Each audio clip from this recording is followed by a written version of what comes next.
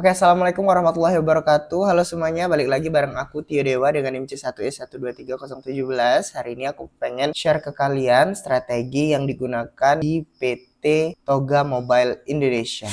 Oke, langsung saja. Di sini saya telah menganalisis kondisi utama dan tantangan apa yang sedang dihadapi oleh PT tersebut. Yang pertama itu kinerja finansialnya secara presentasi itu menurun sekitar minus 29%, dan pangsa pasar ataupun market share-nya itu turun hingga minus 30%.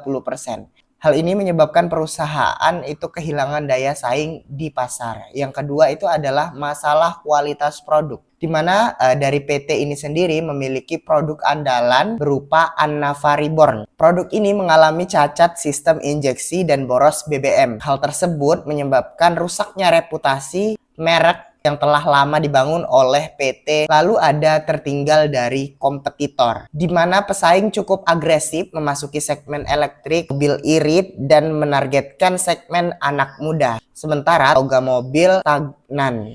Lalu ada pemasaran tidak efektif, di mana mereka masih menggunakan iklan konvensional, TV, dan koran.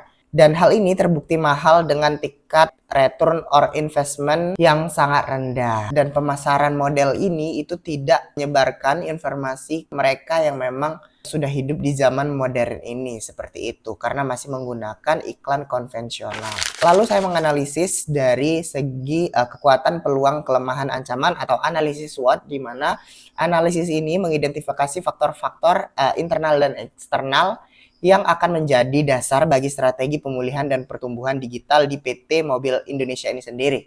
Di mana jika kita lihat dari segi kekuatan atau strength-nya sendiri dari PT Mobil Indonesia ini, brand berusaha lebih dari 50 tahun dengan citra brand Jepang yang kuat, spesialis pada mobil keluarga dan memiliki jaringan cabang yang luas di seluruh Indonesia. Lalu ada peluang ataupun opportunities-nya, itu potensi besar di digital marketing, tren global menuju mobil irit dan EV, serta peluang untuk membangun kembali kepercayaan publik melalui transparansi ini tadi.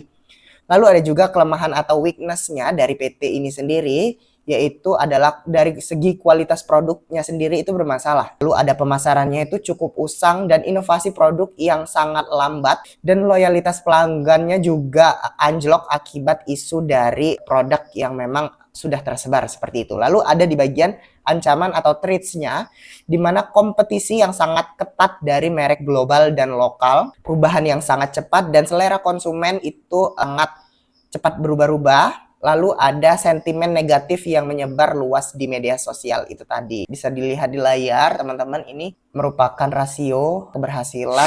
Lalu ada 3 pilar strategi utama pemulihan dan pertumbuhan yang dapat dilakukan oleh PT Toga Mobil Indonesia. Baik, yang pertama kita bahas perbaikan produk dan reputasinya, di mana PT Toga Mobil Indonesia ini dapat melakukan program perbaikan massal atau recall untuk New Annava Reborn itu tadi. Dan kunci utamanya adalah komunikasi yang transparan dan permintaan maaf langsung dari CEO-nya itu sendiri untuk memulihkan citra nama baik dari PT Toga Mobil Indonesia ini tadi. Lalu di yang nomor 2 itu ada inovasi dan diversifikasi produknya sendiri, di mana PT Toga Mobil Indonesia dapat meluncurkan produk yang sesuai dengan tren pasar pada saat ini, seperti mobil kecil irit atau Toga Citigo mungkin, dan memasuki pasar EV dengan model Toga Evolve untuk menarik segmen baru seperti itu. Yang ketiga ada transformasi anggaran pemasaran, di mana PT Toga Mobil Indonesia dapat menghentikan total iklan konvensional yang tidak efektif itu tadi.